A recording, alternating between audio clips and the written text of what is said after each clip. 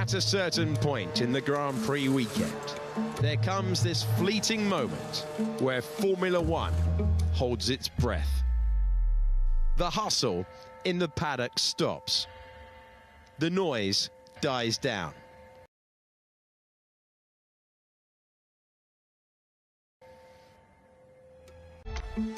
Garages stand still.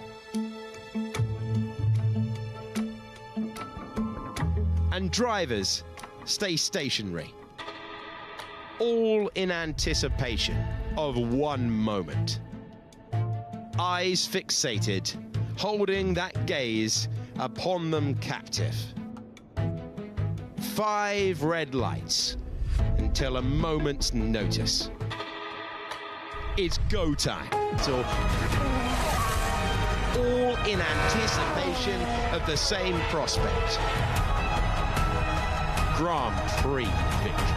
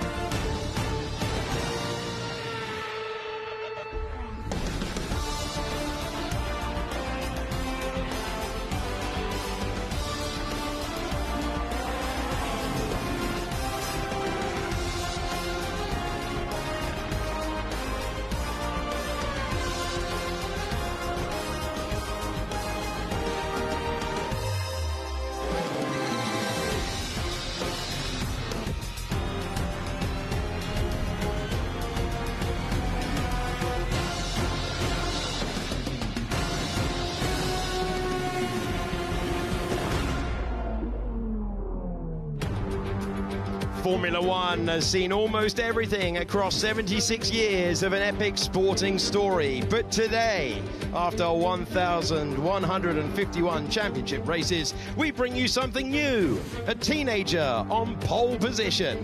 At 19 years of age, Kimi Antonelli is the youngest Grand Prix pole sitter in Formula One history. He's the driver to beat at the 2026 Chinese Grand Prix. Good afternoon, everyone. This is our circuit for the contest today. 4 active aero zones to put the cars in a low drag configuration. 1 detection point for overtake mode, which is more prevalent than 7 days ago. They'll be on the soft, the medium, and the hard tyres. The C4, the C3, and the C2, to be exact, with the compounds. Welcome to race day then. Shanghai International Circuit is all set for the second round of the Formula One World Championship in 2026. And for the second year in a row, we have a new name at the head of the field. Let's go from the back to the front because there have been some dramatic developments already.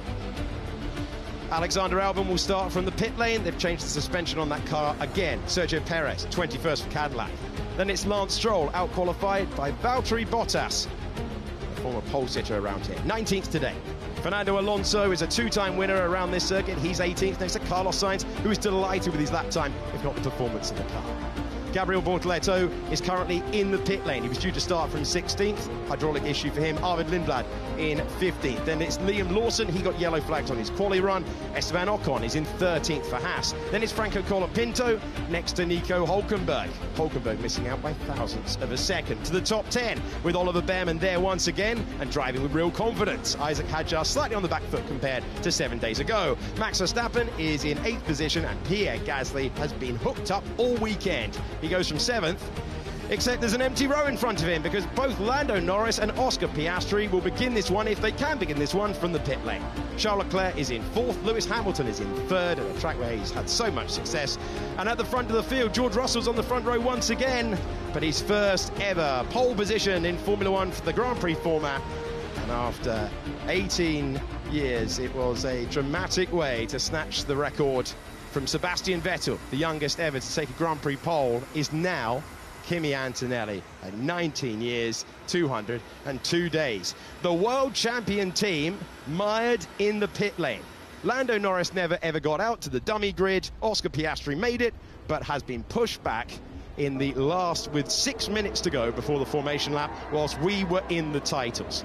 So one of the threats for Mercedes has gone, but McLaren were half a second away. It has been, across the course of the season so far, Ferrari fighting at the start, Mercedes winning at the finish. Which Mercedes will it be, though? Kimi Antonelli, if he won today, would be the second youngest Grand Prix winner in the history of the championship, that began in 1950. In the commentary box, I'm Alex Shakes. Alongside me, Jolyon Palmer and David Coulthard, DC. McLaren having a really torrid time of it. Yeah, I think this is always going to be the worry when we're introducing new rules and regs, and you've got little gremlins in the system. We saw it with our second on the grid, George Russell, yesterday, where he stopped on track but was able to get the thing running again. So it looks, as we look down from our commentary box, that both McLarens will start from the pit lane. You could argue that helps avoid the potential issues at turn 3 and at the hairpin turn 6, but it does make it a long afternoon. They'll hope that they can come through if they're going to start with the pace of their car and score some good points still. But I'm surprised with Piastri. We knew Norris had an electronics issue and couldn't make the reconnaissance laps to get out, so he was shut in with the red light there. But Piastri, there didn't look like there was a huge amount of work going on when I was down there on the grid. Spoke to Tom Stallard, his race engineer, who was very cool and calm and going through the usual procedures. And as I left, so did their car. There's the double spots that are going to be filled soon with Gasly and Verstappen, who have a nice clear run at the leaders. Maybe you were a lucky charm. If you'd stayed, then maybe the car would have stayed on the grid. DC, he will never speak to me again on the grid after that. I was going to say that. Lando Norris was due to start on the hard tyre from 6th on the grid. Red Bull's going super aggressive on the soft to get that launch off the line, and they've got an empty road to aim at if you're Max Verstappen. And that's a shame as well, because I felt that's exactly what McLaren needed to do something different. They don't have the innate pace of the Ferraris and the Mercedes out front, so splitting the strategies was a good call. The hard tyre looked really good. Liam Lawson raced it to the points in yesterday's sprint, and a lot of those outside of the top 10 have opted for it. But we will see if the McLarens get going and how they get going in a few moments' time. Now, all eyes on the front of the race. Yeah, well, we know that Kimi Antonelli's had a bit of difficulty starting this new formula, so George psychologically will feel pretty good about his potential off the line. And as you mentioned, the two Red Bulls on the softs, a little bit surprised that they haven't actually hedged their bets and covered off maybe a soft and a medium or a soft and a hard. Jolyon, the problem for Kimi Antonelli wasn't entirely his fault yesterday. The workload for the drivers on the formation lap is so high. You see Kimi now weaving hard to get the front temperatures up. It's not that warm again. And you're always fighting the trade-off of energy through the tyres and energy into the battery. Yesterday, Kimi actually lined up with a full battery on the grid, and that meant he couldn't spool up the turbo. There was nothing more to do to use the combustion engine against the MG UK and effectively harvest energy but spool up the turbo at the same time. He had no wriggle room, so he started with effectively no power when he dropped the clutch and had a very sedate start into the race. In Melbourne, they started on the opposite end, just no battery. So these things are on a knife edge, and all the time the teams and the drivers are learning how to optimize it, and I'm expecting a better getaway this time for Kimi. Track temperature is 23 degrees, the air temperature is 15 degrees. This is a circuit that first hosted Formula One in 2004, and the Mercedes have arrived at the hairpin a long way ahead of everyone else. Yeah, normally, even the formation lap, you're obliged to keep up with the pace of the leaders. It's not quite as fixed as the safety car, where you've got to be within 10 car lengths, give or take, but that's definitely more than that from the Ferraris. Hamilton has really backed off it, hasn't he? So these tyre temperatures are going to be chilly when they get on the grid. It's slightly overcast and in shadow as well, and it's a long wait on a medium tyre. Yeah, I wonder if there's any tactics there from Ferrari, feeling pretty confident with their ability to start with what is seemingly a smaller turbo. 100%. The interesting thing is, in the last two starts that we've had, the sprint yesterday and the Grand Prix, Russell has led as they hit the braking zone for turn 1. But Leclerc was aggressive in Melbourne, Hamilton was so aggressive yesterday, and Ferrari very much in the mind to do the same again. Big burnout for Charles Leclerc as he heads up towards 4th on the grid. I'm hearing it's separate issues for the McLarens. This new sea change of regulations, got to remember to not go forward one in your box, and Gasly has gone past his grid mark. So that's exactly the issue we were talking about. The French driver has found reverse. He's shooting for the empty gap, but the McLaren should have been ahead of him. So we're going to have 4 drivers in the pit lane. The remaining cars on the grid, ready to take the lights. And the final Oh, and Alex Albon's out of the car, so he will not take the start. So 3 in the pit lane, the remainder on the grid. It's been chaotic before we've even got to the green flag. We go racing in Shanghai in 5 lights time. Here we go.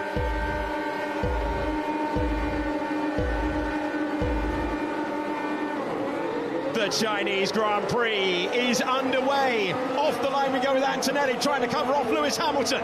The Mercedes are fighting each other. Do they open the door for Lewis Hamilton, who sweeps round and takes the lead? Ferrari 1, will it be Ferrari 2? Hamilton taking the lead, greeted by a huge roar. Antonelli squeezes Charles Leclerc all over the curb, and he's hanging on to second place. Crucial for his race. George Russell is down to 4th. It's Hamilton, Antonelli, Leclerc and Russell, the top 4. Yeah, that is great news for the Ferrari fans, and it must give them so much confidence as we see that's Liam Lawson of Lindblad off the road in the racing board, chops across his teammate. They are scrapping ahead. Gasly, Behrman, Hadjar, Colapinto. Lindblad was off the road. He chops on and rejoins ahead Liam Lawson. Ollie Behrman had an absolute rocket start as well. Ferrari power unit in the back of his Haas. Gasly managed to repass him down towards turn 6, and Hadjar's just behind. So where is Max Verstappen? He's way down the order. This happened again. 6 positions lost for Max Verstappen, and that is bold stuff. Not completed on the road, but real statement of intent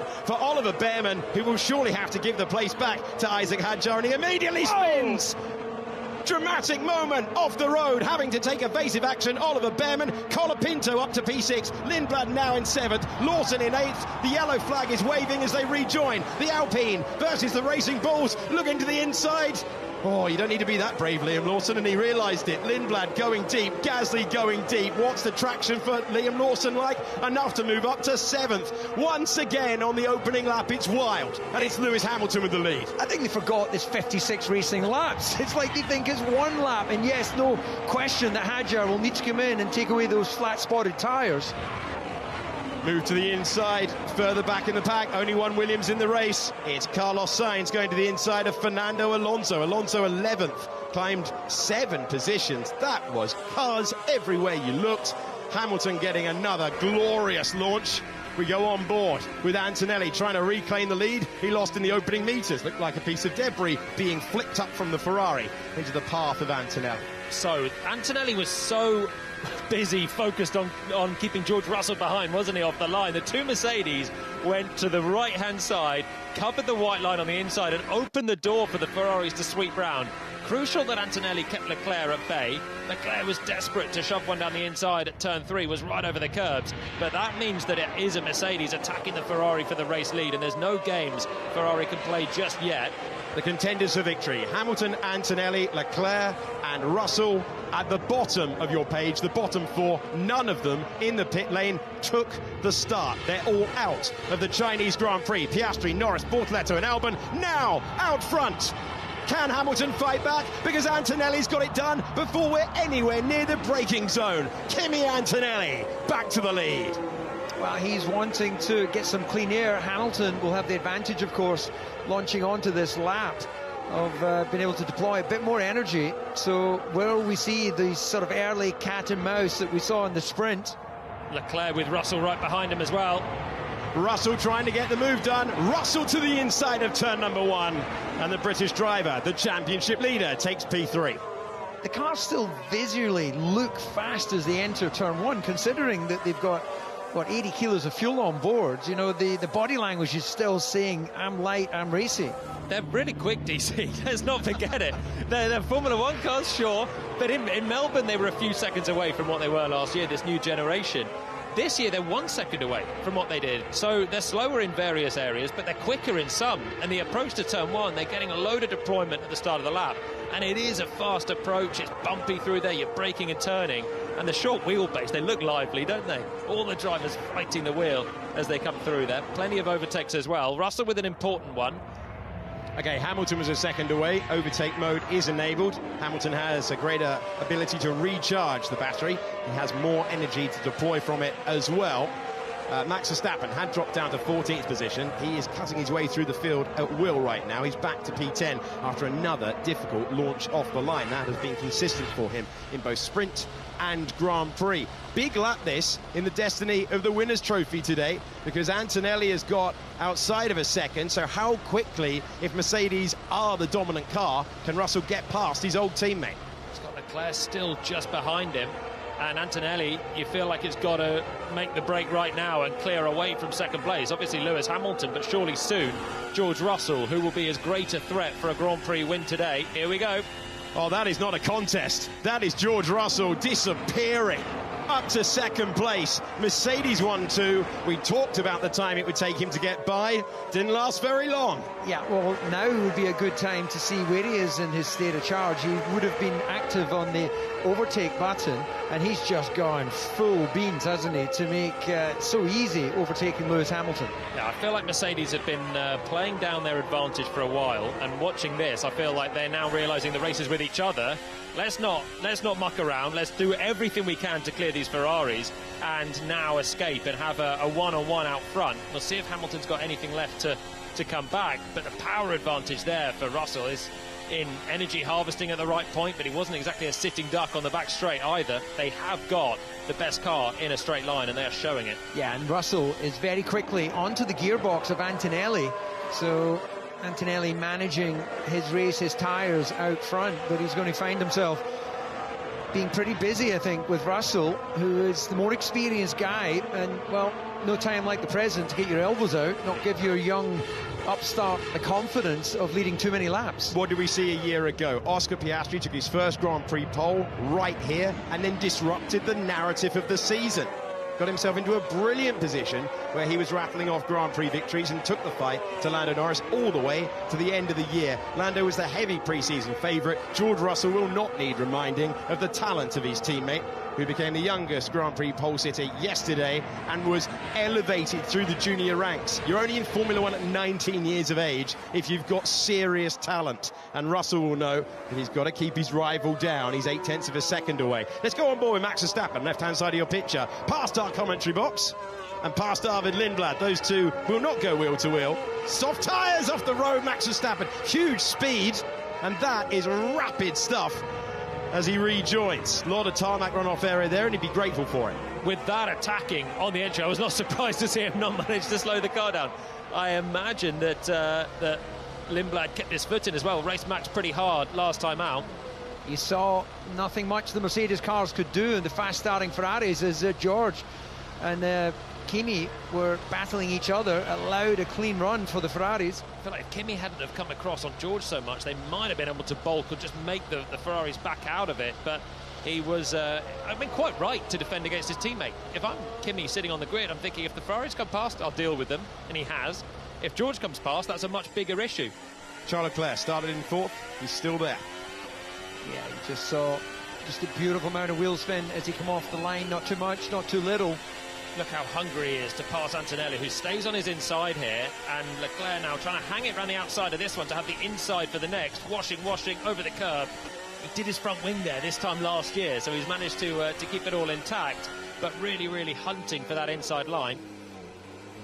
Yeah, look at that, the contrast in what we heard with Leclerc. It just bogged down on that initial internal combustion.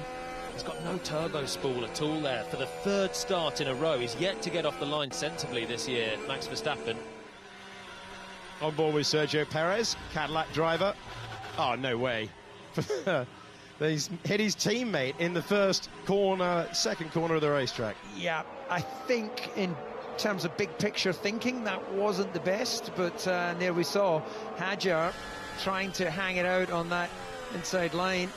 He's going to go on board with Oliver Behrman, so he tries to get by, rejoins, and then he's going to have to take evasive action.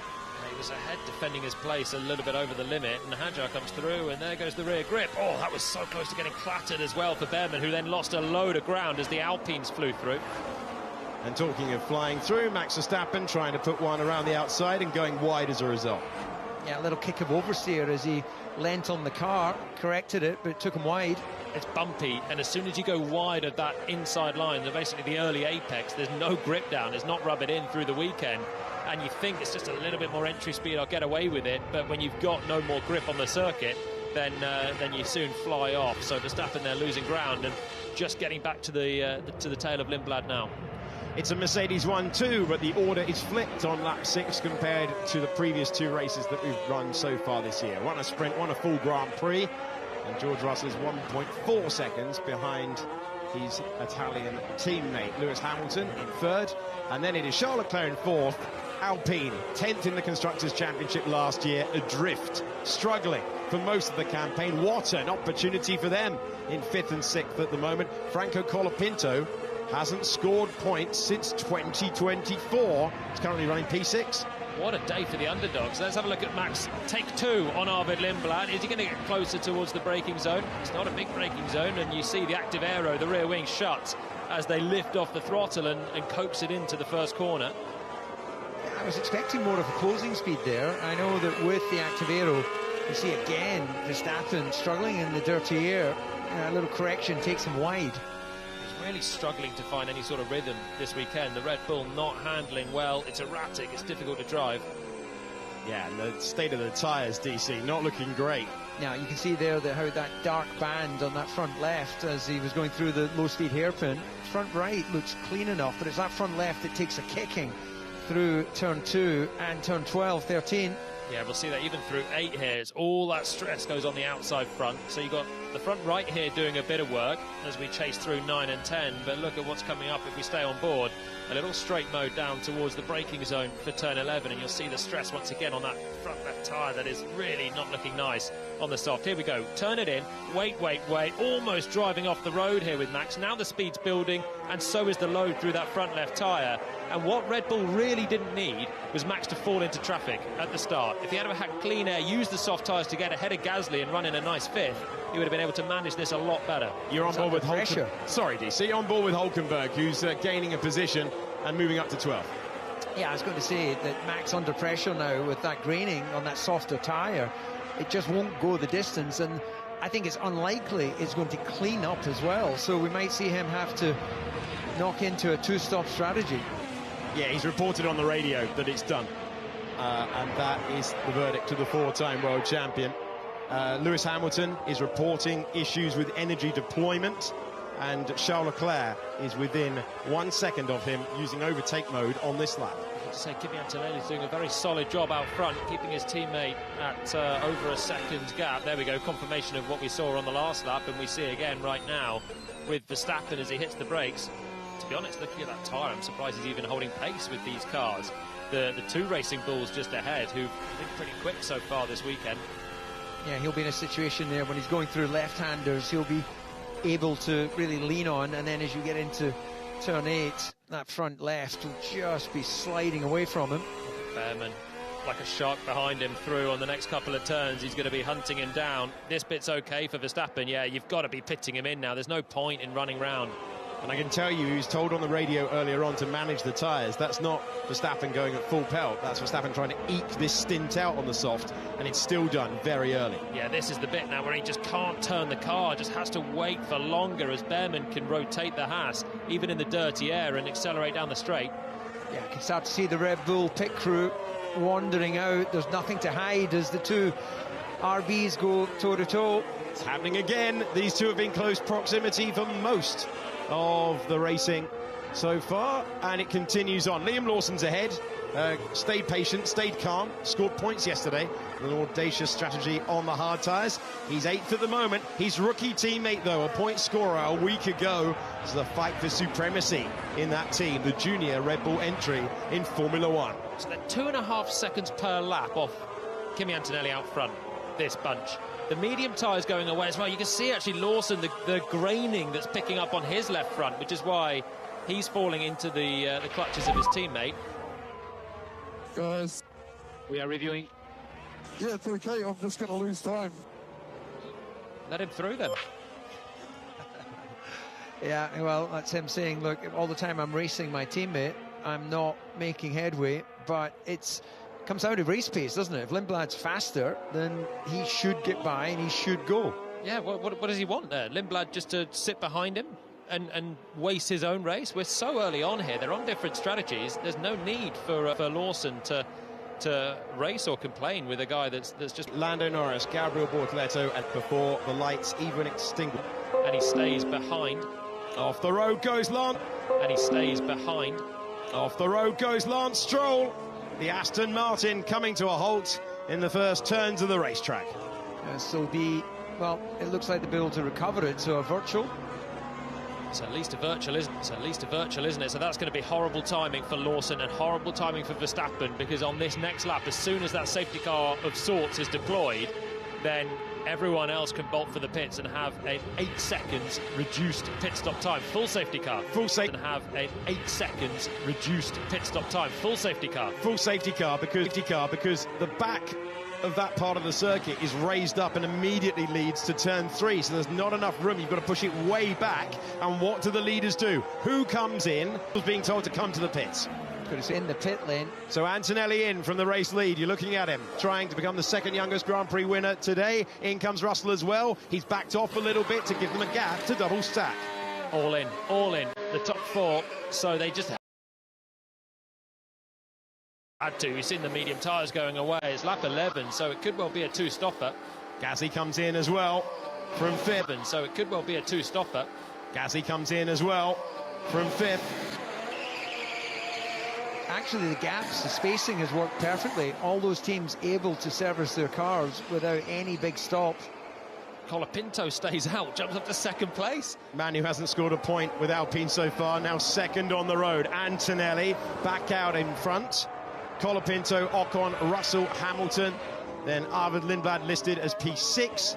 Charles Leclerc in 7th. So others just trying the different approach, and there you go. They're going to have to put a recovery vehicle on the circuit for the Aston Martin that made it as far as lap 11 of the Chinese Grand Prix. Well, this has been pretty much 11 perfect laps for Antonelli, other than losing the lead to the Ferrari of Hamilton. Everything else he's done has worked perfectly. And that's the best thing for him, is that the Mercedes drivers both pit on the same lap. So it takes away strategic advantage that Russell may be able to build in by either an undercut threat, more likely go longer the rest of the race. If it is a 2-stop, it'll be a long-ranging one from here, but maybe doable on a hard tyre. But if it is a 2-stop, then there'll still be an opportunity for Russell to do something different. And if you started on a hard tyre like Colapinto here, but it won't actually work out, is to get these tyres fired up, to recharge back into it as you can.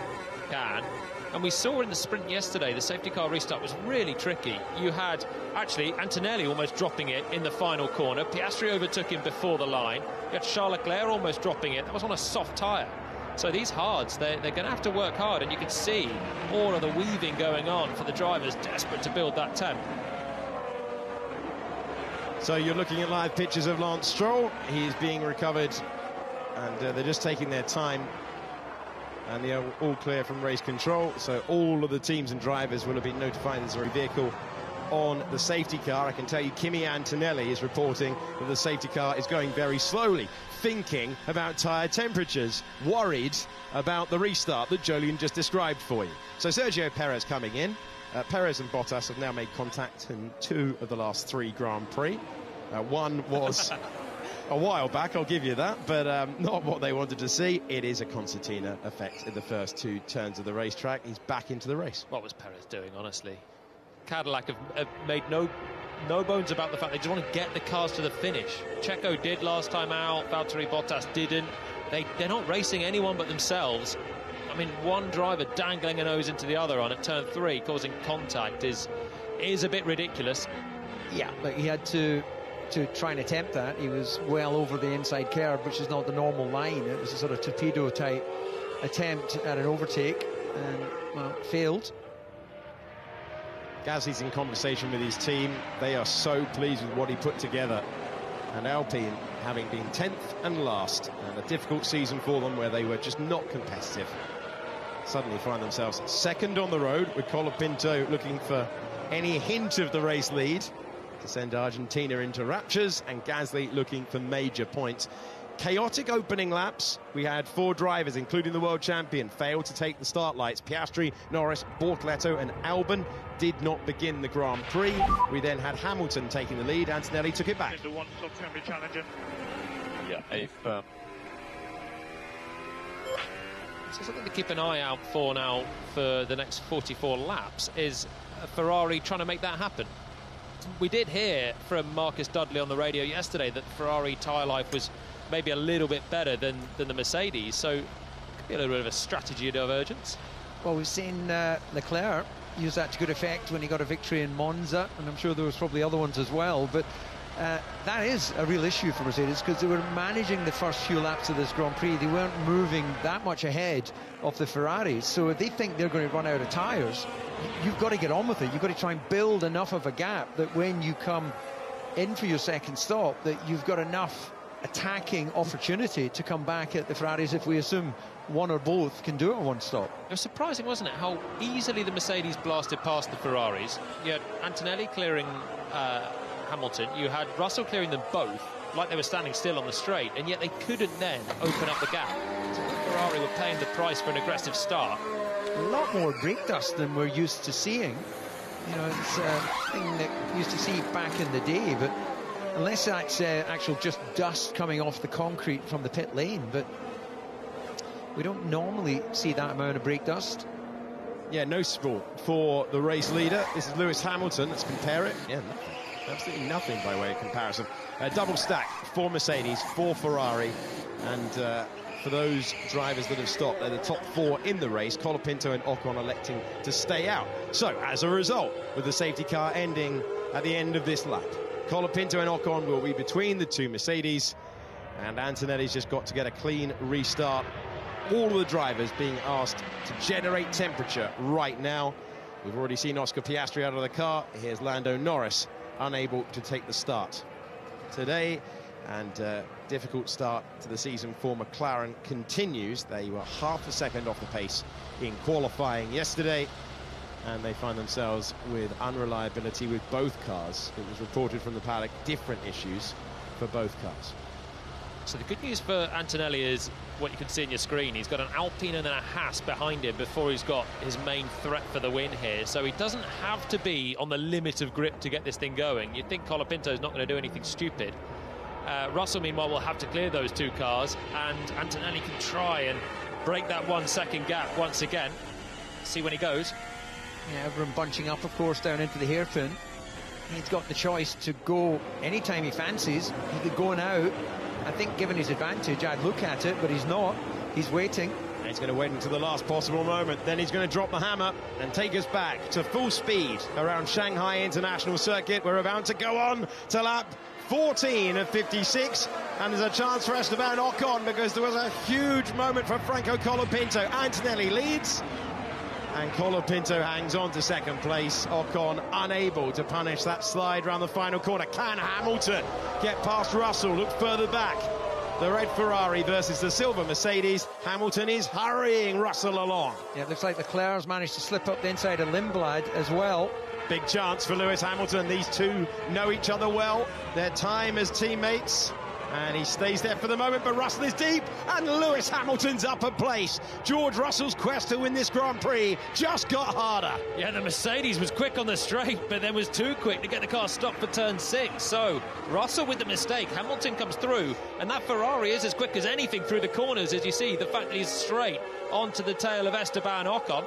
Hamilton up to 4th. Hamilton chasing his first Grand Prix podium with Formula One's most famous team. Now he's got a couple of drivers ahead of him who haven't stopped in Colapinto and Ocon. Well, Russell was a bit down as he went across the line at the restart, so I wonder if he's actually got an issue. Dropping back again, you can see from the back of Hamilton, so it's almost like Russell hasn't had a system that's allowed him to make a clean restart. He will hope to charge the battery if that is the case. We'll bring you the word in a moment. The active aero every single lap. And Hamilton to the inside to claim another position, up to P3. Leclerc clears Lindblad behind as well, so his next driver to attack is George Russell in the Mercedes, who's not moving forward yet. Behrman has got past Hulkenberg, so there have been changes on the restart lap. Don't always see it. Here's the opportunity for Lewis Hamilton to try and go around the outside, and Charles Leclerc further back appears to be past George Russell and is.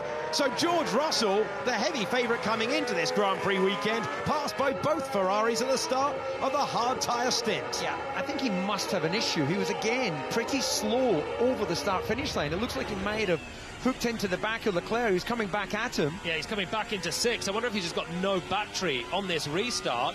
Struggling. He had loads of deployment into 6th the first time. He's not made it past Leclerc again, so he's got pace at times, but as the speed builds, I think he's got no deployment, George Russell.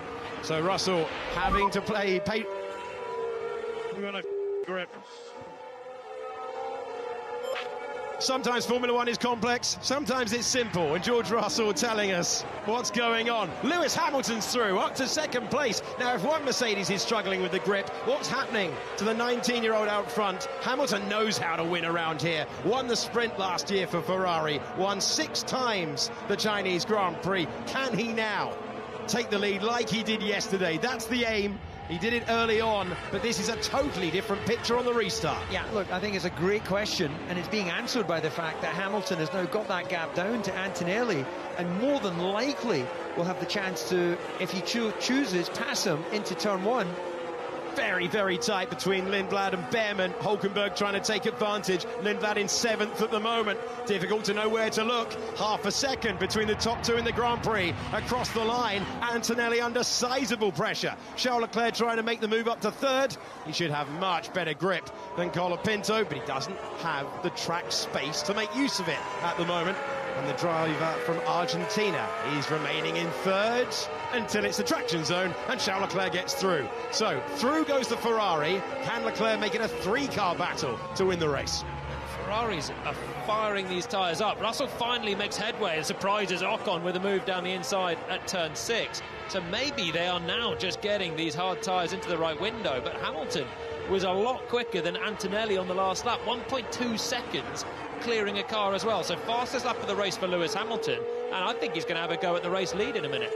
Lewis Hamilton hasn't won a Grand Prix since Belgium in 2024. Kimi Antonelli will be looking in the mirrors, 0.8 of a second between Mercedes and Ferrari, and Lewis Hamilton is closing in. Yeah, Hamilton, this just sort of takes us back a couple of years, doesn't it? He seems to have settled now. Kimi seems to have got, as you mentioned, the tyres into a window that he's now managing the race again. But if they're concerned that they're not going to be able to get them to the end, then they're going to be under pressure. George Russell looking for the move to the inside, gets it done. So he moves up to 4th position. Oliver Behrman claiming 7th into the braking zone. Pierre Gasly getting past Hulkenberg into turn 14. Behrman's having another rip-roaring race, by the way. He's made a pit stop. He's cleared Gasly, who's also made a pit stop, so that's a net 5th when everyone else pits. Here we go with Hamilton. You can see the speed attacking into the first corner, hugging the apex all the way. Antonelli tried to make a break for it, DC. Fastest lap of the race, but crucially, Hamilton staying within the second, still has overtake mode. Yeah, I think what was interesting, just watching Hamilton in 1 into 2, very smooth on the wheel, not having to fight it. There's a confidence there and a predictability to the car that we maybe didn't see in qualifying. This is the section the Ferraris are strong, through the middle sector. Mercedes were harvesting a lot of energy through qualifying, through that turn 7. They were then having to slow down in towards turn 11, this one coming up, but Ferrari weren't doing that. They were a bit more aggressive. It gives Mercedes a little bit more juice on the straights to have the advantage, but Hamilton now in the wheel tracks. Let's not forget he'll have a slipstream as well as all the energy stuff in the back of the cars, so he's going to have a good chance here. Antonelli's probably done enough through that middle sector to keep him at bay, has he? There's an illuminated LED panel around the 13th turn of the racetrack for slippery surface flag. So they're being told, you can just see it for Gasly on the left-hand side of your picture. There you go. That's just warning them, slippery surface on the racetrack. There's probably a bit of debris that's come off someone somewhere, but I haven't picked it up. It is pretty grey out there, but I don't think there's any chance of rain forecast. Gasly gets another place. So those who have stopped making their way by, but a flurry of overtaking moves. And now Antonelli has made the break for it, not enough again. 0.8 of a second. Hamilton will close in with that overtaking mode, And lap 18 of 56, we've got a yellow flag. We've got Max Verstappen moving up to P9. Not obvious why we've got the yellow flag at the moment. Verstappen coming back through the field. Pierre Gasly is the next car ahead of him. Behrman will surely be waved by up against Esteban Ocon, because there's 10 laps between those two when it comes to tyre life. Presumably someone is picking up a bit of debris from somewhere. Either that or race control just heard George Russell saying there was no grip and thought if the Mercedes hasn't got grip, we better let everyone know. The marshal has recovered the debris and the yellow flag is removed from the circuit.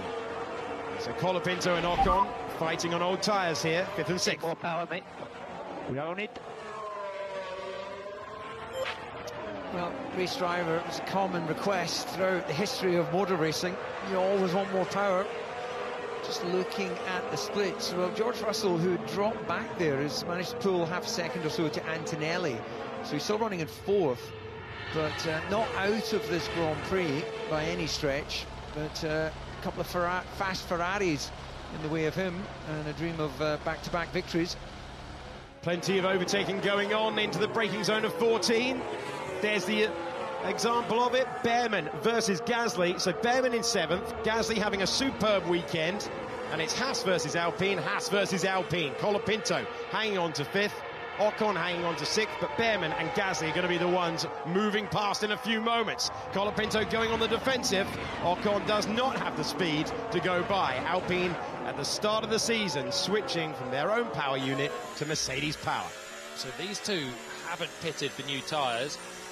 The 3 behind have. That includes Max Verstappen, who had the pit stop before the safety car, but has taken advantage of others staying out on old tyres. Here we go with Ocon.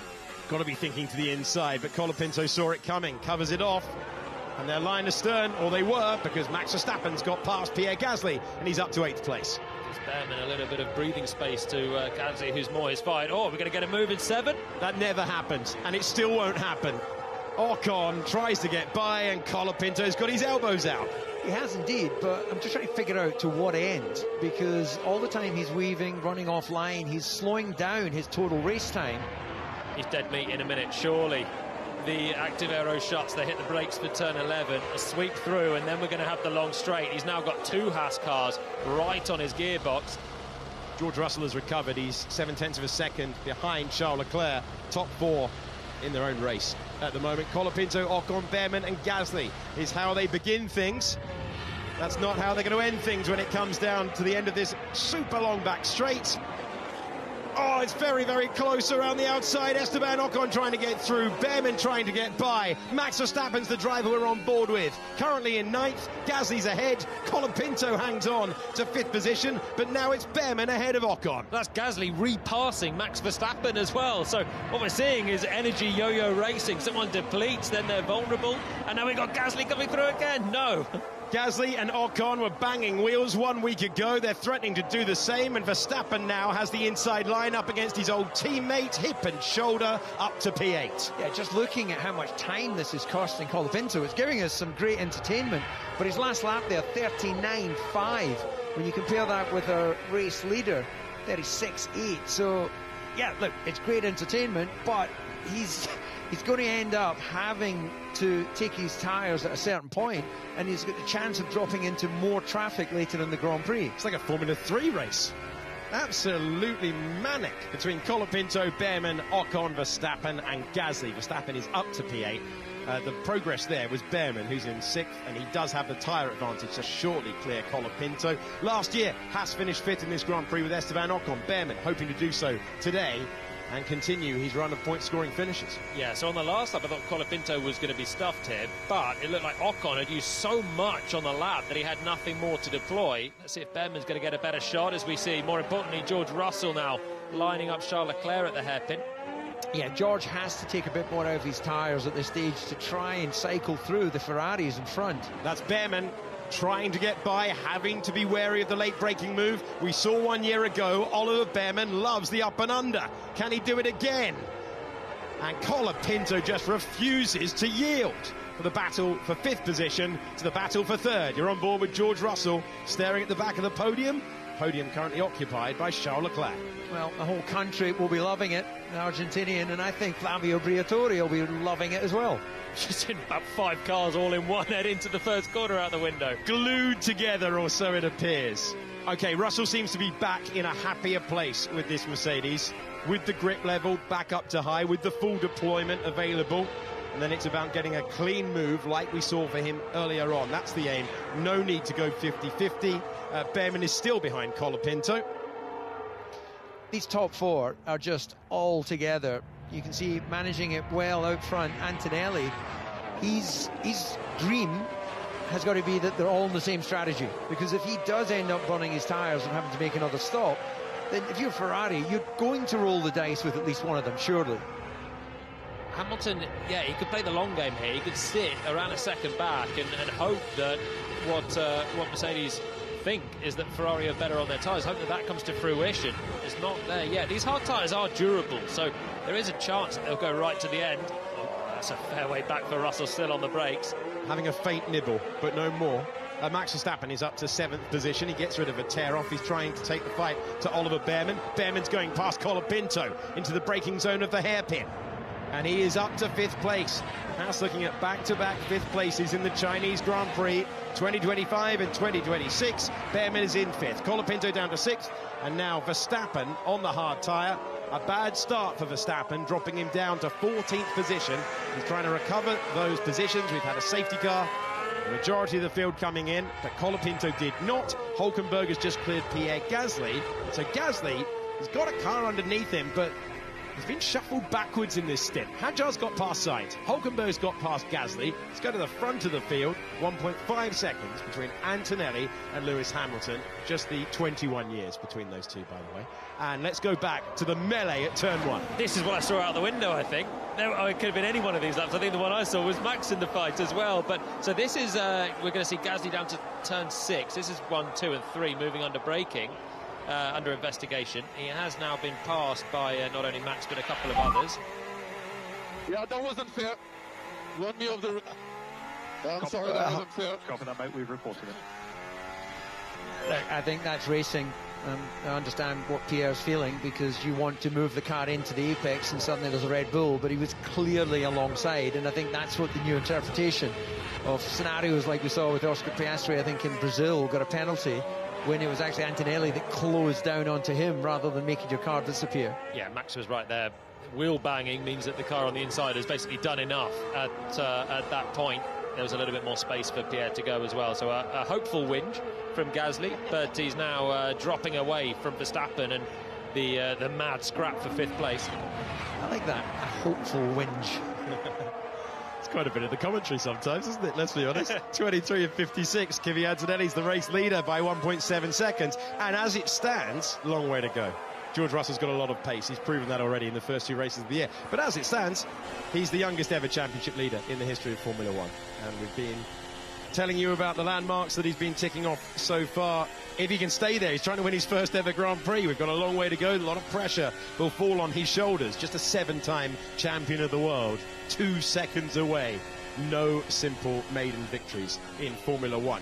Gasly's been downright grumpy about the state of the wheel-to-wheel action. You've heard that on the radio. He's trying to recover a couple of places. Driver who started effectively P5 on the grid.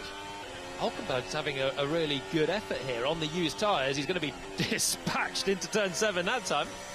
Hey, we have seen a move at 7 there. We go. Wind it back and show us the replay. Gasly gets by, trying to recover the places. Just watching from the comm box, our race leader is starting to stretch his legs now, and the 2 Ferraris falling back into Russell. This is, I think, a key moment for Antonelli to continue to try and manage his tyres well, taking advantage of the fact that the Ferraris and George are going to be fighting and costing each other time. So we saw yesterday, as the race run went on in the sprint, it looked like Leclerc was more comfortable than Hamilton. He ended up passing Hamilton on track, and they had their own little bit of an grievance at turns 1, 2 and 3 coming up here. Yeah, Charles Leclerc just can't get his usual mesmeric rhythm over 1 lap around this configuration. It's a bogey track for him. But he says when you get a run of laps, then he gets in to the rhythm that he can't find when it's low fuel attacking to the white lines in qualifying. And it's very similar to what we saw in the sprint race yesterday. Lap 24 of 56. Remember, we had a couple of laps neutralised by the safety car. Left-hand side of your screen, Colapinto versus Ocon. Neither driver has stopped. Verstappen is up to 6th. Behrman is in P5. That's going to be a really interesting battle.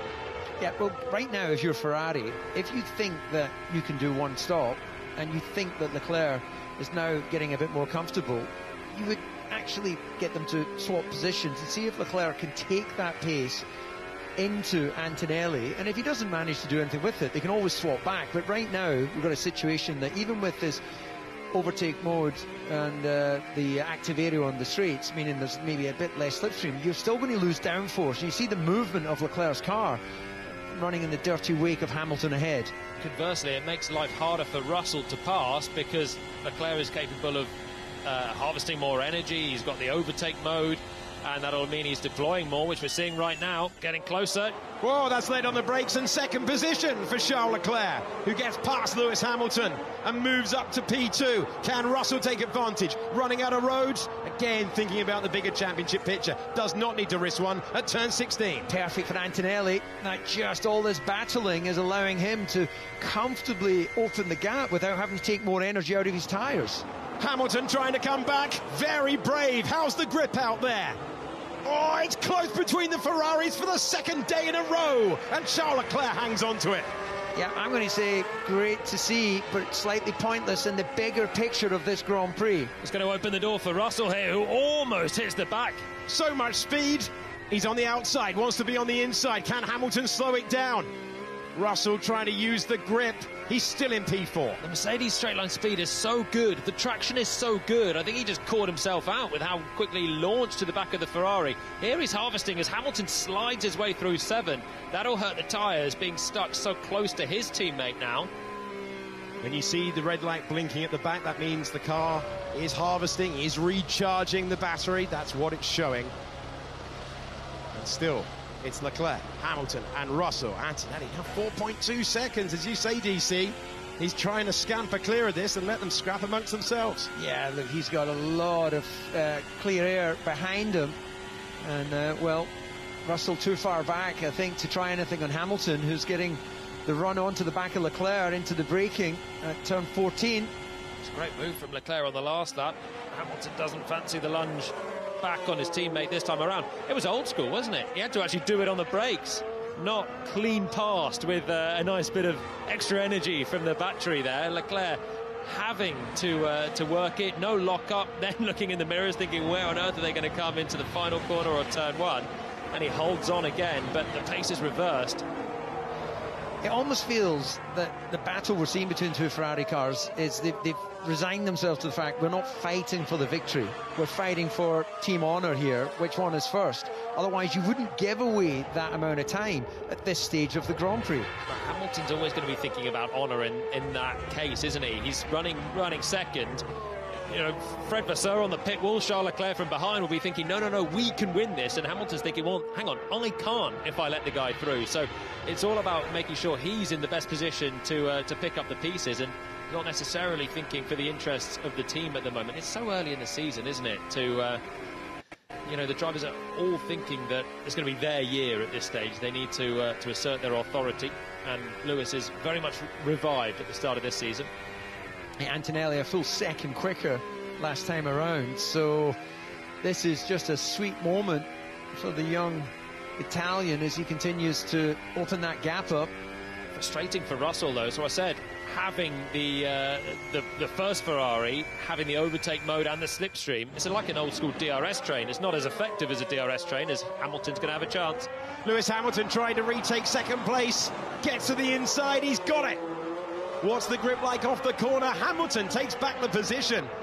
And Lewis Hamilton into second place, Charles Leclerc down to third, and Kimi Antonelli building a massive gap out front. Leclerc's going to come back through, though. That's the prediction. Let's find out on the brakes. You're absolutely right, Jolyon Palmer, despite Lewis Hamilton fighting it. Now, can he do it on the brakes? into turn 2. Again, there's not much between them. George Russell is seeing a really entertaining battle. He wanted a clear racetrack, but he's seeing the Ferrari scrap lap after lap. Charles Leclerc up to second. And breathe. We were holding our breath there. Oh my word, that was laid on the brakes again. So Leclerc's opened the steering and made sure that he has a little bit of space for Hamilton, who's almost rear-ending him. He won't give up. Amazing commitment from Lewis Hamilton, who is fed up of hearing the stat that he's not been on the podium for Ferrari in a Grand Prix, and he retakes second. Hamilton looking like his former self. Charles Leclerc gets by, and Ferrari are opening the door for the first Italian winner in Formula One since 2006, because Kimi Antonelli leads by 6.6 seconds. Yeah, that gap is just going to get even bigger this time around. So, look, thoroughly entertaining. Brilliant wheel-to-wheel action. But, God, I'm breathless. It's like, I just thought, how can they not end up having contact? And now George Russell gets through past Hamilton. So he's bided his time, and he gets to the podium. Hamilton, that was just pure racing for a lap. DC's pointed out about 10 minutes ago it's not sensible, but it was thrilling. And now it appears that George Russell can pick them off. Yeah, the Ferraris have been huffing and puffing. They're nearly as out of breath as DC in the commentary box. I thought Russell was going to come past them both on the back straight there, but Leclerc stays in second place. They've lost that truck and trailer. Two drivers to pass for Russell, but I have to say, it doesn't matter about the old truck and trailer. They're busy taking chunks out of each other, weren't they? Oh, big moment for Arvid Lindblad. The 18-year-old British driver who scored points on debut last time around, facing the wrong way at the hairpin. Do we think that was with Lawson? Because they were running, the two of them, side by side for a large part of the race, while our attention went on the battle with the Ferraris. So we'll wait for the replay. No obvious sign of damage. He now finds himself in 14th position. Okay, Arvid Lindblad spun on his own yesterday, heading to the hairpin. Turn 14.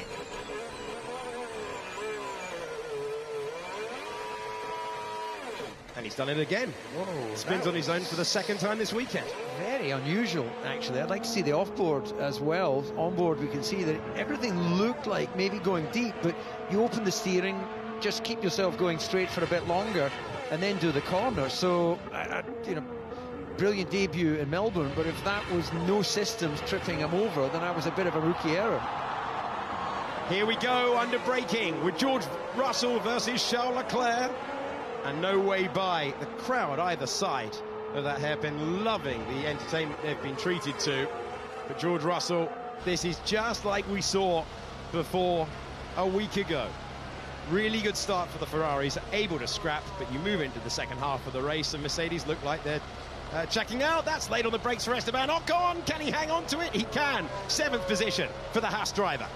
See batteries at 0 as the two drivers, second and third, came across the line.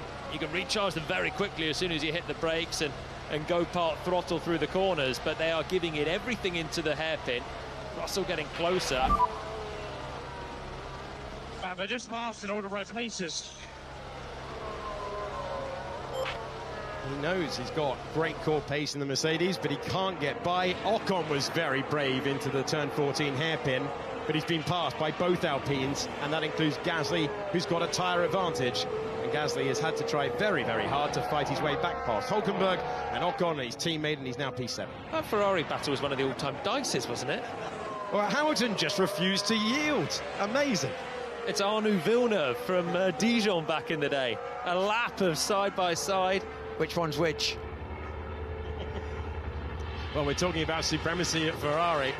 That is a fine driver to be compared to. Lewis Hamilton, 7-time champion of the world. Charles Leclerc handed the largest Ferrari contract in team history. But Ferrari have been battling. George Russell's moving ahead. It's a Mercedes 1-2 for all the entertainment. And the new question of the Chinese Grand Prix is, can he catch his teenage teammate? Well, can he hold on to that position, first of all, as he has a bit of a tank slapper onto the curb, and he's done enough to maintain that down into turn 1. Yeah, so it's so important when you make the move at the hairpin that you've got something left to not be repassed in towards turn 1. Whoa, power slide there. on it, really on it. Turn one's been difficult for the drivers all the time. There's been a bit of a wind pushing them in there. You lose downforce, and it's bumpy and a really fast approach. And yeah, Russell having to catch the rear of the car. Yeah, look, he needs to try and break from Leclerc, who's hanging in there close enough to have another nibble later in the lap, because now if Russell maintains that place, we're going to see the battle of the Mercedes teammates. Can he eke his way back and reduce that gap to Antonelli? Leclerc stays close though through the middle sector. The Ferrari car is good. Is he going to be close enough, and has he got anything left in the battery to have a crack back at George Russell this time around? Esteban Ocon finally making his stop. Those at the front deciding whether to go for a one-stop or a two-stop could yet turn this side-by-side action into a strategic battle. They'll be looking at the gaps behind. Antonelli has 7.9 seconds over his teammate, a long way into this race, as Hamilton is staring at the back of Charles Leclerc, and the Ferraris able to fight but not able to go the distance so far in Formula 1 2026. Yeah, so it'll be a full lap that Leclerc waits now behind Russell. That'll give George the chance to harvest some energy and rebuild his battery stock, to now go and try and forget about the two Ferraris behind, let them squabble over a podium fight. He's all about claiming his 100% victory record in 2026. So Antonelli will be made aware of the fact it's now Russell behind him. That lap-for-lap comparison was Antonelli 3/10 quicker than Russell, so he must be out front thinking, I thought winning Grand Prix was difficult. This has been quite easy. You'd have to think Russell must have taken so much out of his tyres as well, sliding around behind the two Ferraris, watching them have the most almighty brawl. But you're in the dirty air for so long, you're trying to clear them as well, which he's now done. You'd have to think if they were... Well, we heard George say it was marginal at the safety car, but that is not the way to keep those tyres in check. Yeah, I think that Russell might have taken more out of the tyres than as you're suggesting there, because he's not bolting away from Leclerc, who's still within sort of fighting distance. Hammering the speed into turn 11 there, Charles Leclerc. The Mercedes has been harvesting there through the weekend, making sure that they've got a little bit more to deploy down this back straight. Well, that battle between the Ferraris might be Kimi Antonelli's favourite in motor racing, because it allowed him to scamper clear. The gap is static at 8 seconds, but crucially, George Russell taking his time to get through the Ferrari cars, not able to drop them either at this stage. Ferrari waiting in the pit lane at this moment. Everyone making the stop in the top four under the safety car earlier on.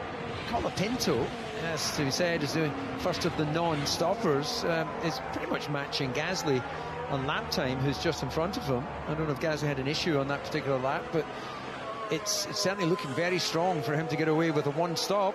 That's good news for Kimi Antonelli, isn't it? The hard tyre going the distance is really what he wants. No more pit stops for the rest of the race. 24 more laps of hard tyres going the distance, and Kimi just has to keep knocking out the laps. Don't worry about the mirrors. You're not going to see anyone in them from 8 seconds back anyway, and have a time trial to the end. He'll have to clear some back markers in a while, but not just yet because of the safety car as well. Hulkenberg trying to score his first points of the season.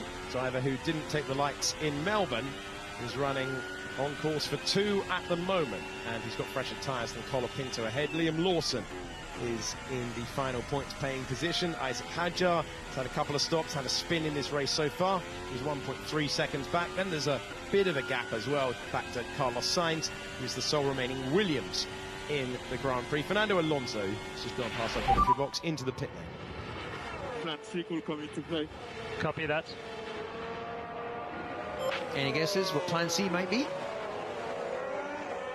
Well, okay, it's a two-stop or a one-stop. Which one are we going for here? A two-stop, maybe? For I guess plan A here was a one-stop, wasn't it? A medium to a hard. And given how hard the Ferraris have been dicing with each other, you saw Hamilton there have a load of oversteer in 9. Leclerc on the last lap oversteering his way through the apex of the hairpin. Are they thinking that this is going to be, let's go for an undercut maybe on George Russell? Well, they've also got enough of a window that they would be coming out if we assume others tried to do a one-stop in that sort of group with Gasly and what have you, who they'll be able to make short work of with fresh tyres, but you're going to have to work at it. They're going to get a free shot at it, aren't they? Yeah, because the gap between Hamilton and Behrman is already 17.5 seconds, so give it another 5 laps and that'll be a free pit stop for the Ferraris. Colapinto finally comes in to make his stop. Ocon, who had also stayed out behind the safety car, reporting on the radio that he didn't get it. He wanted to wait for a possible virtual safety car or safety car. If you do that, the pit stop is 9 seconds cheaper compared to the rest of the field. But he was overruled by the team. They've called him in, and now Colapinto has been called in as well and has an advantage on our timing tower. Will that change those two once again? Line astern. Someone's had a late braking move. Someone's tyre screeches, yes, and there it is, and there it is. Contact between Ocon and Colapinto as Colapinto rejoined from his stop. Yeah, so that ever-decreasing speed, long 2 into 3, we'll see the replay, but presumably looking on left side of his car, so presumably Colapinto was trying to come around the outside of him. That's Valtteri Bottas in the Cadillac, getting a face full of Alpine. Well, these two threatened to make contact for a while. There is Colapinto, Ocon in the white hats behind, the blue and pink Alpine emerging out front. The tyres not fully up to temperature. Ocon diving for the gap, and contact between the two of them. Well, that's a messy one. He didn't have significantly enough of his car alongside, so that will go down as an Ocon issue. We can understand what he's trying to do, Julian. Yeah, he knows that he needs to strike right now, but this is a really hopeful... Oh, he's lost it before he's even hit Colapinto, hasn't he? Really hopeful look from that far back. The racing line's always going to be to come back and take that apex at 2. I think he's maybe hoping that Colapinto is going to go way wide of it, carrying speed out of the pits. Yeah, no question. That'll be Ocon that gets a reprimand or worse for that. Yeah, I'll get a 10-second penalty for that, I'm sure. Yeah, noted by race control. He knew that was coming as well, didn't he? The way that he suddenly lost control of his car as a driver that's trying to hit the brakes hard, downshift, maybe slow the car up, and these cars are so nervous on the rear axle. It's what we saw with Lindblad's spin.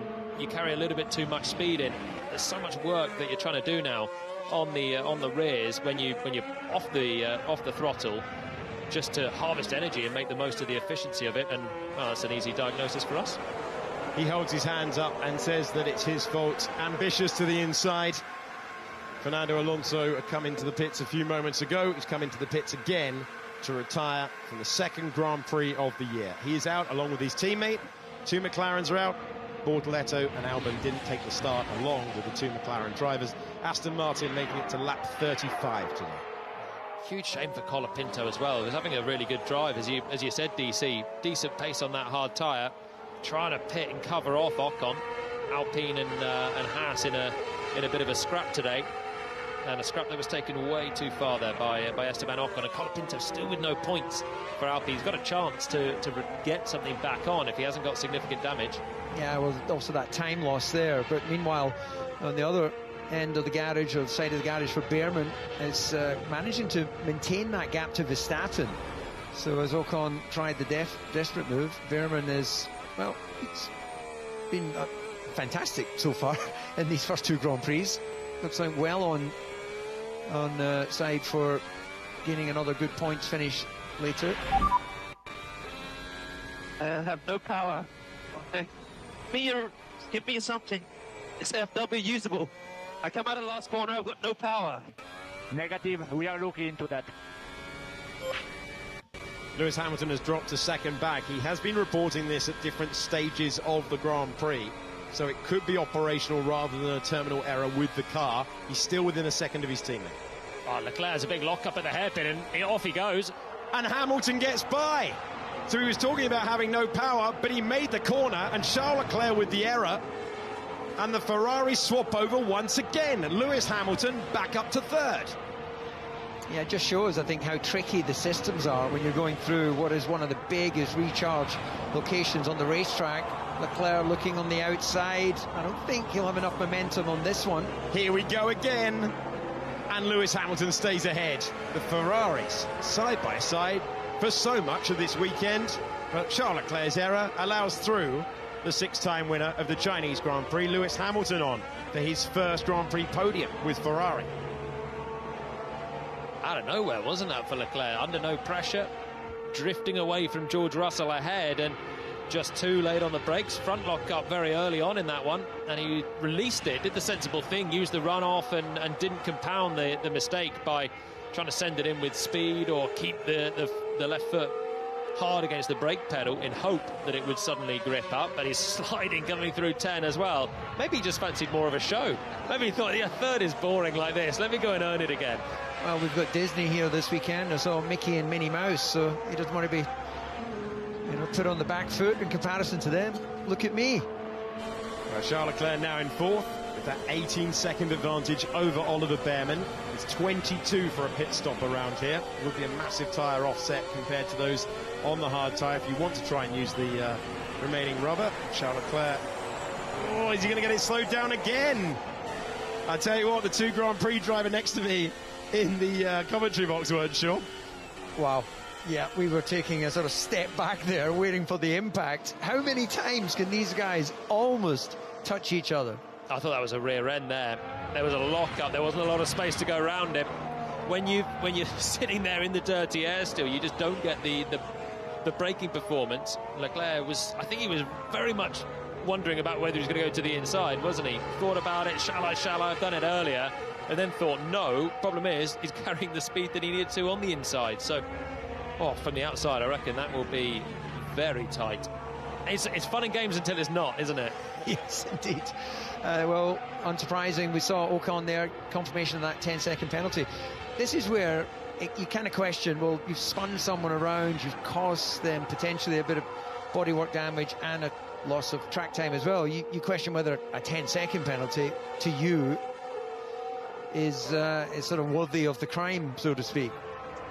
Yeah, time loss and potential damage for Franco Colapinto, who is 5.8 seconds behind Arvid Lindblad. And he's much quicker than the British driver ahead of him, but he's got a lot to make up. He's got a few laps in which to use that fresher tyre as well. Hulkenberg hadn't stopped. Again, stayed out behind the safety car. He's finally come in for medium tyres. Now running at the back of the pack. He'll clear the Cadillacs fairly quickly. They're just trying to learn Formula One. I think their second Grand Prix, had a sprint race earlier this weekend as well. That was won by George Russell, who's got the gap down from 8 seconds to 6.8 seconds. See if he can keep chipping away. Last time around, 0.6 of a second faster. Fastest lap for him on the way as well, so certainly not done out front. Antonelli's got I don't think there was any traffic for him on that lap either. No, he's got a good clear run till he catches Nico Hulkenberg, who's now taken his pit stop at the back of the field. So it's a straight fight between the two Mercedes, and Russell's just chipping away at it. We'll see if it's 0.6 again, it will be alarm bells for Kimi Antonelli's side of the garage, but it will be difficult to replicate that lap after lap. George Russell taking a while to clear the Ferraris. The Ferraris scrapping brilliantly earlier in the race, and then the mistake, the most recent development in this battle for the final step of the podium, the lock-up for Charles Leclerc. Charles Leclerc will be ruining that one, and once again he's got to think about a move on his teammate. Oliver Bearman keeping Max Verstappen at bay. That gap has been around 2 seconds for a while now. Pierre Gasly 4.1 seconds away on the hard tyre. Liam Lawson looking for his second point score of the weekend with a really strong strategy in the sprints. And let's have a look at Kimi Antonelli, the state of the hard tyres, what it looks like to be a 19-year-old leading a Grand Prix on lap 38 of 56. He's never won one before. He'd be the second youngest in the history of the championship if he's on the top step today. Only Max Verstappen has won younger in Formula One history. Very little can see getting in the way other than a reliability issue. I think he's managing it beautifully out front, and that is a comfortable 6 seconds or so. If it starts coming down to sort of 4.3, you might start getting uncomfortable, but that's within a window where you don't need to go searching in the braking zones and risk locking up like we saw with Leclerc. 0.003 he was quicker than Russell on the last lap, so more or less an identical lap time, and that was Antonelli responding with the new fastest lap of the Grand Prix as well. 1.3 seconds quicker than Hamilton on the last lap, so I think they are unleashing a little bit now, the Mercedes out front. The Ferraris are dropping back into their own private battle for third, which will keep us on the edge of our seats for the moment, I'm sure. flat out. Little switch change for, double switch change for Leclerc through turn 7. Such a quick corner to be driving one-handed, but Charles Leclerc looking for different tools to try and pass Lewis Hamilton, who's in his 2nd season with Ferrari. So that was a power unit mode change that he was doing, so I wonder if we're going to get a little bit more of a kick up the back for Leclerc as we come through 11, 12 and start to build up the speed.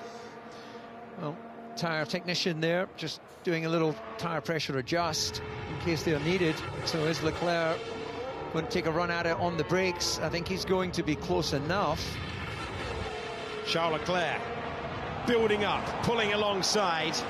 The active aero closes, the distance closes, and he gets past his teammate. Now, what does Hamilton have to try and respond? Charles Leclerc back up to 3rd place. Judged it nicely. You saw through 7 and 8. He asked for more power. He had more power. He's got the place, and he's back onto the podium as it stands here in China. How long for? Not very long. No grip on the inside, but it's a long first turn. Hamilton coming back. Charles Leclerc will try and hang on to it. No chance of it. The Ferraris pass and repass again. There's no chance you thought that was done into the final hairpin, did you? Well, I got to say, Hamilton's obviously utilised the extra energy to come at Leclerc quite late. Leclerc now trying for the undercut at the hairpin. Okay, that's all fine, then it gets risky. Hamilton refused to back down through these corners earlier on. Visor cam with Charles Leclerc. Hamilton loves the opportunistic roll off the brakes, but Charles Leclerc is not close enough. He'll have to try and come up with another way by on the next lap. He just missed his turn into the first corner, I think. So distracted looking in his mirrors. It was much like when Verstappen went wide, trying to clear Lindblad earlier on. It's just slippery out there, and you then can't bring it back to the apex. So it opened the door for Hamilton to come through. And Lewis has the overtake, you can see. He was behind at the detection point, so a little bit more in his locker to defend on this straight. Yeah, some brilliant battling, clean racing. They're going to love it, actually. They're not in this battle for the win, so it is very much about the team honour. It's a first podium for Hamilton with Ferrari at stake as well. I think this would be, dare I say, a lot more to Hamilton to take this 3rd place than it would for Leclerc. It was role reverse, wasn't it? Hamilton chasing Leclerc at the end of the Australian Grand Prix. George Russell's got the gap down to 6.3 seconds. Not into worry town for Antonelli, but that gap is beginning to drop. It was another half a second on the last lap. I think Antonelli maybe had to put a lap on Perez on the last lap. There's just not enough laps, so that's not enough for Antonelli to be under pressure. I'd also be curious to know whether Mercedes, is this their show? Is this everything they've got? And if it is, have they said, right guys, we've got to see big picture, manage it to the end, or is this continuing to be the best that both these drivers can give us? If I was on course for a first Grand Prix, I'd want you in my ears, DC. You're great, you're not going to be under pressure, don't worry about it. 15 laps to go. Isaac Hadjar is sizing up Liam Lawson. These two know each other well, paired together for the majority of the season last year, all but the first 2 races. Lawson continuing on, Hadjar given the promotion. Hadjar, who had the spin on the opening lap of the race. That is actually quite a fun battle. I'm glad. More radio gold from those two. Brian Bozzi in conversation with his driver, who seems to be chilled with it at the moment. He won't be happy with the mistake into the hairpin. He'll want another go, and ultimately he'll want the podium. If he gets there again, it'll be his 52nd in Formula One. Antonelli has responded and just taken a couple of 3/10 out of George Russell lap for lap, and showing he's got it all under control. Responding to your confidence. 7 seconds. I think he has gone at that little bit more. When he needs to respond, he can up his pace. I think we are breaking records though, aren't we? Youngest ever pole sitter for Antonelli yesterday. He's on course to become the 2nd youngest race winner. We've also had someone declaring they're having a lot of fun losing out in an intra-team battle. You don't get that on the airwaves very often. No, driver union will be on to him. Can't say you're having fun, but it's been fun for us to watch. At this stage, it looks like Hamilton started to find a bit of comfort in the balance of his car. He's pulling away a bit from Leclerc. Saw it at the end of the Australian Grand Prix. Hamilton was able to close in on Charles Leclerc. And he's pulling away from him now. 1.5 seconds is the gap. And Leclerc had the track position, but crucially Hamilton was able to come back immediately. And he's being told on the radio he's doing a good job on for his first Grand Prix podium with Ferrari if it stays like this. Allow me to correct you. A very good job. Well, you're the expert, DC. Well, no, I was just reading what his engineer said. His engineer said you're doing a very good job. I'm not correcting your analysis. I'm just saying, you know, you chuck a very in front of a 7-time world champion's performance, I've got to assume that means it's extremely good. Hamilton revitalized by these new regulations. So aggressive yesterday in the sprint race to take the lead. Again today, refusing to let his teammate escape. Close proximity, 1.2 seconds between the pair of them. Last couple of laps, Kimi Antonelli has decided to shut down the conversation of Russell catching him. This traffic is so bad. Yeah, copy. That must be what cost him on the when the gap came down by over a second, and Russell has now experienced that for himself. Problem for Antonelli now is he's got Hülkenberg racing Ocon directly in front of him. Here you go, you're looking at the picture right now. Ocon with that 10-second penalty, Hülkenberg, who didn't stop under the safety car and waited, so he lost the full 22 seconds to the pack. He's got a great tyre advantage on so many ahead, but not Ocon. And he's stuck there at the moment. Antonelli wants them out the way quickly. He wants to tick off the laps. He's into the latter stages. He would be Italy's first Grand Prix winner since Giancarlo Fisichella in 2006. It's been a long wait for Italy, and it's come to hearing their national anthem first when the trophy is handed out later. Kimi Antonelli trying to do that at 19 years of age. And Russell will still be the championship leader, having cleared both of those Ferraris. The gap will be 3 points in the World Championship as it stands. David Lindblad. A couple of spins across the weekend, one in the sprint, one in the Grand Prix. And the British 18-year-old rookie is back out into the racetrack. He's got the Cadillacs. They're coming past. And that elevates Carlos Sainz to the points. Driver who started way down the order and was really pleased with his lap. He was 17th earlier on. And Sainz trying to score points for Williams. He was on the podium for them a couple of times last year. Yeah, he's got Colapinto running about 3/4 of a second quicker.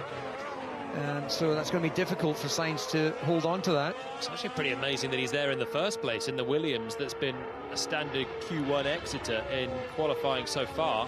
He's both times as well has had rocket starts from the back of the field. We saw Fernando Alonso jump up to the edge of the top 10, but Sainz came with him. The two Spaniards are very good off the line. Sainz was the fastest of anyone off the line in Melbourne. This time he's managed to keep his Williams in contention for a long time. Yeah, well, also notable mention for the two Cadillacs still running, given that they were up against it in spare parts at the first Grand Prix. Never mind coming here, got away with that Perez attempt of an overtake on the first lap. That would be a big result and lots of mileage and knowledge if they got both cars to the finish. So Sainz is going to come under pressure from Colapinto at some point.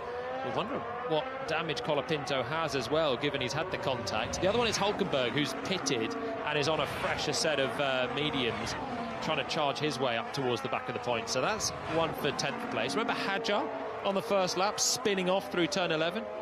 Well, he's now looking like he can get some points in this for Red Bull as well. It's just a good day for the underdog, isn't it? When you've got the two McLarens not even starting the race. You've got Bortoletto and then pretty quick Audi not starting the race.